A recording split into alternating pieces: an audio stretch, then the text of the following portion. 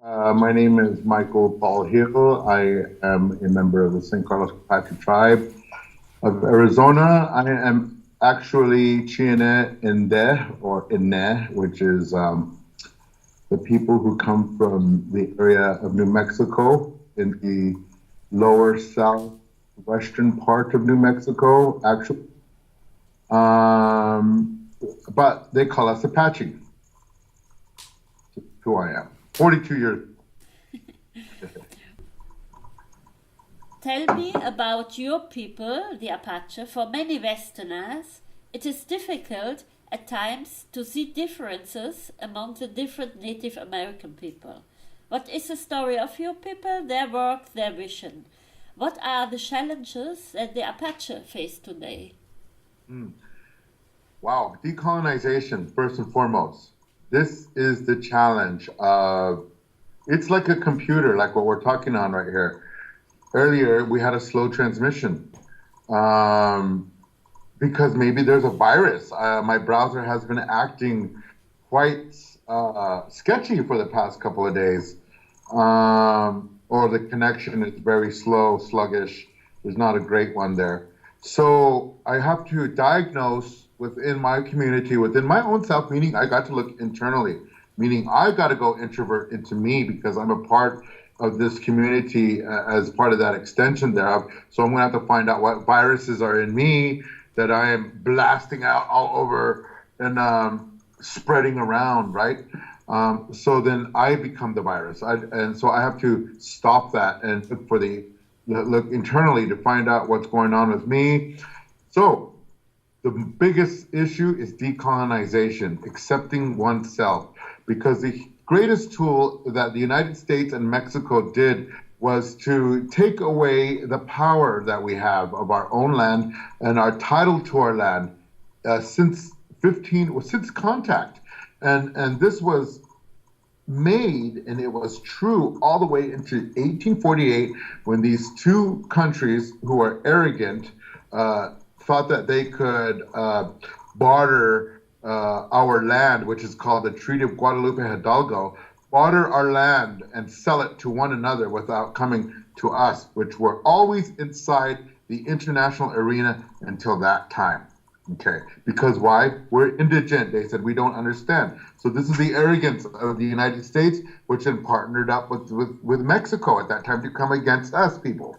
Um, so the training, the acculturation, the assimilation, when they said, and when the United States government produced documentation and ethnography of the medicine people, their conclusion after they wrote down the medicine prayers, the ceremonies, whatever the medicine people at that time gave to them, their conclusion at the end of this ethnography was that it was important that the United States, in order to uh, uh, stop the savagery of Indian nations, especially Apache, for Apache people, that it was important to bend, and train the mind of the Apaches against their medicine people.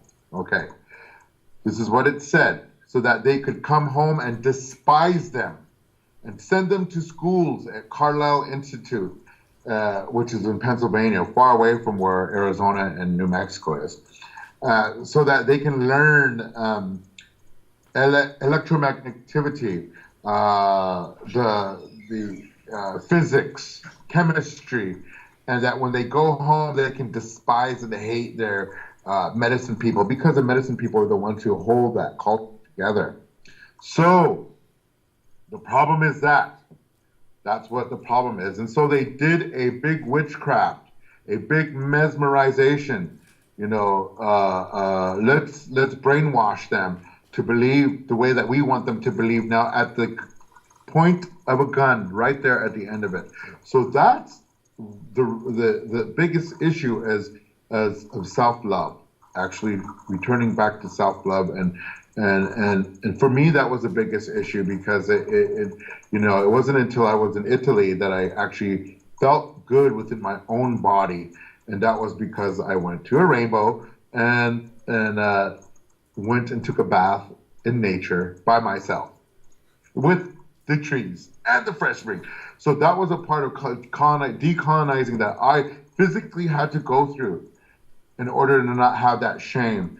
And so we have to remember this pain shame is only one generation for me. It's my mom.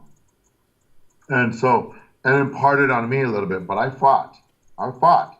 This is why this is why I am the way I am, because I wouldn't let them do that to me either. And I said no.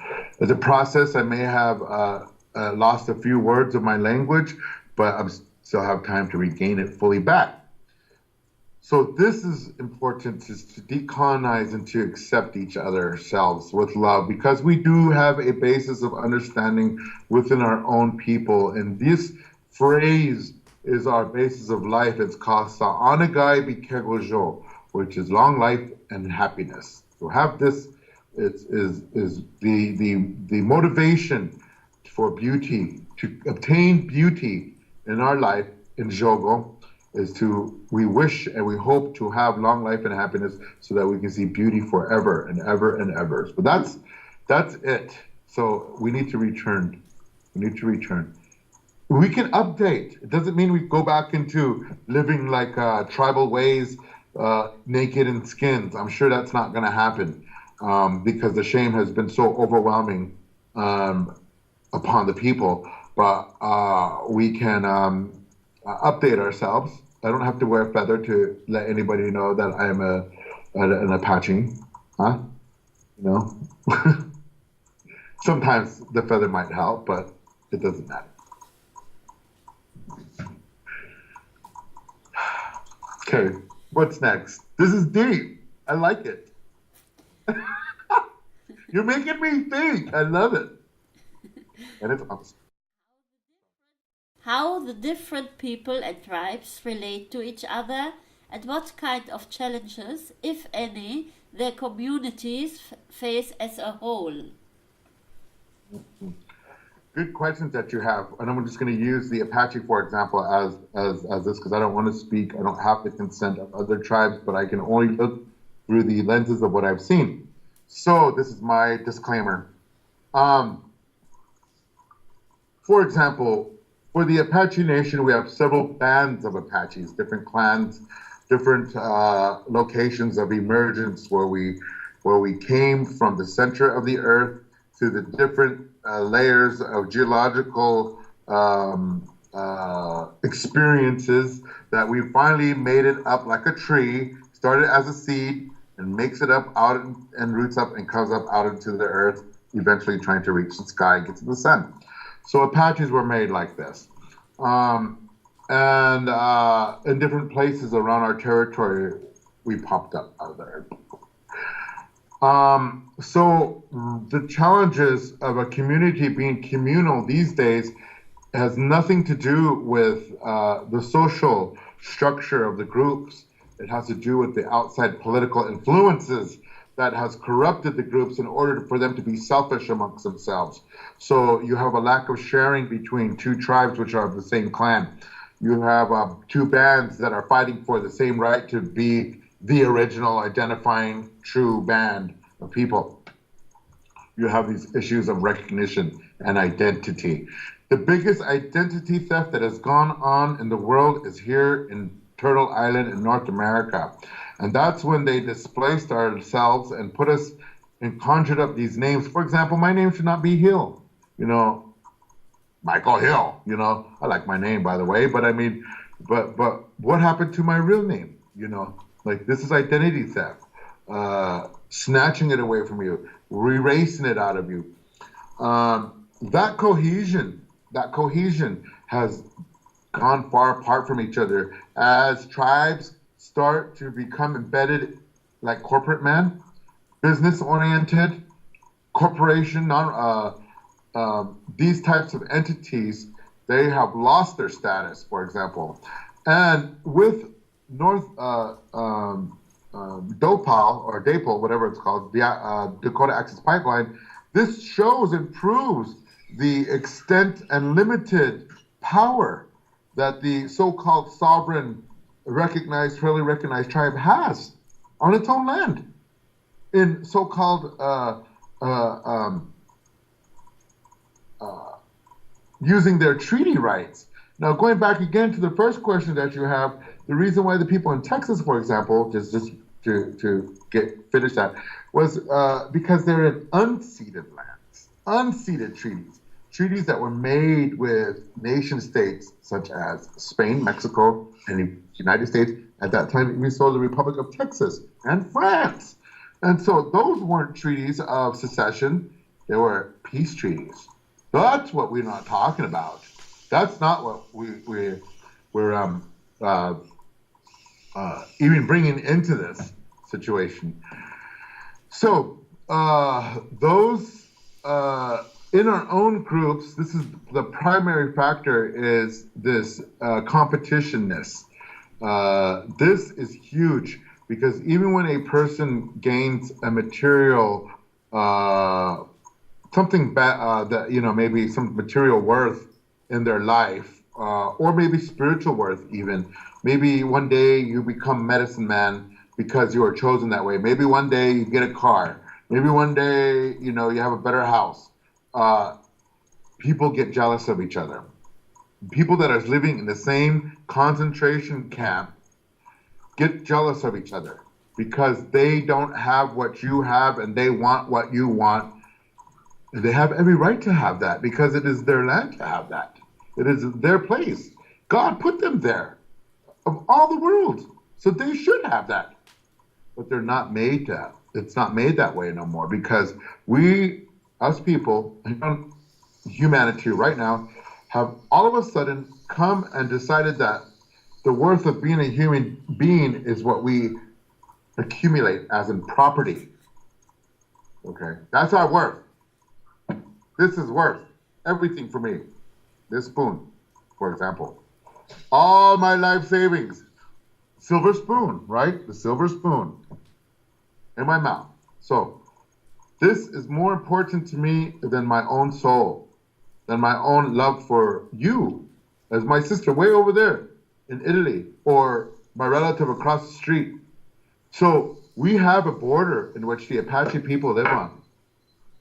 And even across the street, the border with a fence right there, I will turn my other cheek and not even care because they're Mexicans. You see what I'm saying? And I'm an American Apache. So nationalism has become a huge problem within Native American because you see, as you'll be seeing here in a couple of days, veterans galore going to be going up to Standing Rock. This is so. So you see that why are they like this? They say that they're patriotic because of their land, not because of their government. And my dad, who was also a veteran in the Navy, he said, I didn't fight for my government, I fought for my land.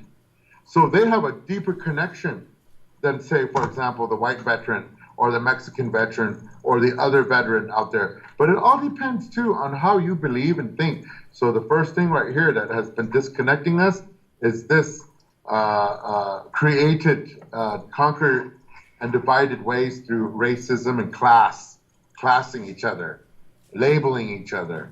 You're a Mexican Apache. You don't speak Apache. This is why it's so important that we're having our reunion here coming up. First ever reunion in over 150 years. It's not an Apache Alliance reunion. It's Inde, our name. We're identifying ourselves, coming out of our closet saying, I'm Inde. I'm not Apache. I'm Inde. I'm Inne. And so now we're coming out of that hiding, if you will, the covering of persecution.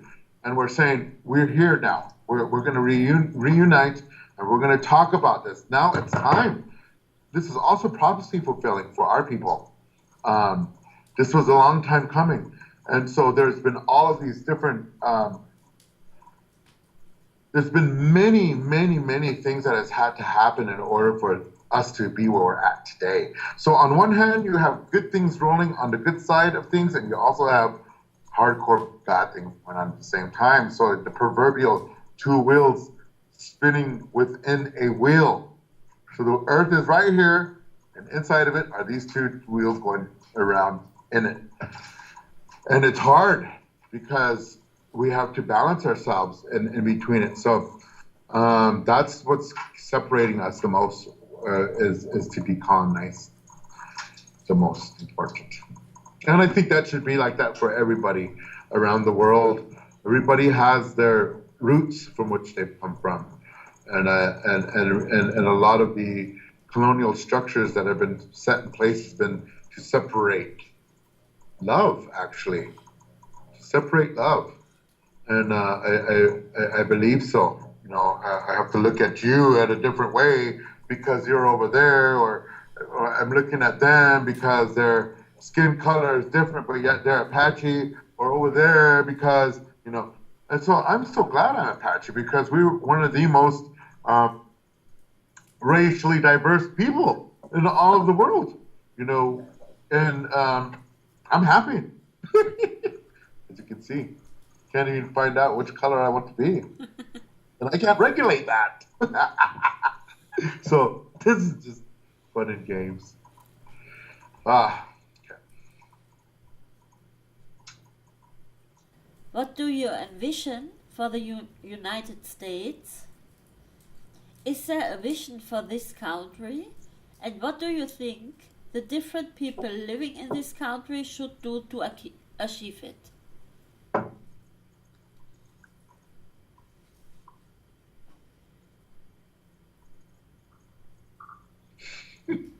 Dun, dun, dun. Give me my gavel and my hammer. You know, the other day I was teaching at my sister's class here. She has a Indigenous 100 class at the University of British Columbia. Maybe about a month ago or so, I don't remember. I did a class there. And when she introduced me as the Honorable Michael Hill. Honorable. And I'm like, that sounds very interesting, right? I said, maybe someday I'll be a judge, and for my own people, huh? That's a very, very, very hardcore question, because on one hand, I don't see a great vision or a future for the United States as that name. It's done. Finito. They have invoked the name of God many times in every document that they have made, as we know. By doing so, they committed an immoral breach of their contract with their so-called God. Okay? First and foremost, in a nation, in a land filled with God-like people, the truth, who continued on and on and on and took that contract between mankind and God seriously. So they're going to have to reap what they've sown. We're going to have to deal with it. And it's not too great. It's not too great. They made their choices already. Now we see a very few people of the majority stepping out of the box. You have to remember now, here in the United States, it's not about class or race. It's a thinking, a way of thinking, how we think. Native Americans are like that. Blacks are like that. Poor white people are like that. But they also can be, the opposite way, educated enough in order with the facts, with the truth. That's my hope right there. My hope is to save as many people as possible in my nation, in my land, on my territory, in my ground, as much as we can, because these people, whoever is pulling the strings behind these puppets, such as Donald Trump, notice all of these, everybody, yay, Donald Trump, woo! You either had Hillary Clinton or Donald Trump, whichever one you want. Both of the same face, same body, same spirit, same money they come from. They have the same plan, just pretending to be this way. Big show. It was a big show, correct? The greatest show on earth is not Ringling Brothers and Barnum and Bailey Circus. It was the 2016 U.S. presidential debates and the presidency, the election. This is Outrageous! This is the most disturbing event of my life to see these people behave like that. And to see the idiocracy of the American people accepting lies as truth they're not researching either. We're just being led like sheep into a flaming fire. To me, there's no hope right now for that type of a government to survive here in these lands anymore. Now you have Native Americans pissed off. Now it's time that the energy and the power of the supernatural, the spiritual power, is going to rise up, not to harm. For those who have harm in their mind, yes, it will backfire upon them because of their own selves, not because someone else is doing it on them. You know, we have what does Einstein say or someone say? For every action, there is a positive and negative reaction somewhere going on. This is physics. No need to go there any further. However, I believe that the indigenous peoples here, the people, this is what we call ourselves in all of our languages. All the 500, 1,000 languages that we've had here in this country, in this United States alone, the people, we the people will live on. We're going to have to remember real quick. I believe also there's going to be a great awakening coming, a great a fire like I was talking about in times past. It's going to happen.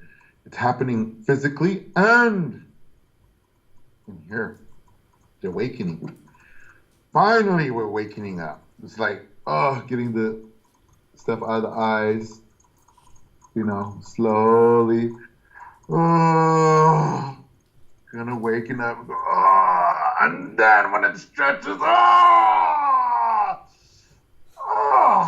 now, what's going on? It's going to be that way. But that's a good way, because then everybody else can wake up and find out our true inheritance as human beings, real spiritual people like Harry Potter. Yes, it's true. That's who we really are. It's all the rest of this stuff, you know what I was going to say, that disconnects us from our true inheritance as brothers and sisters on earth as women. With our Father Sky, our earth is woman, and us, man and woman, put onto this earth. And two-spirit people, and deformed people, and disabled people, and poor people, and drugged out people, and sick people, all of them, displaced people, rich people, elite people, king and queen people, whoever they are, even the Pope. The Pope and all those people are not inexcusable or infallible.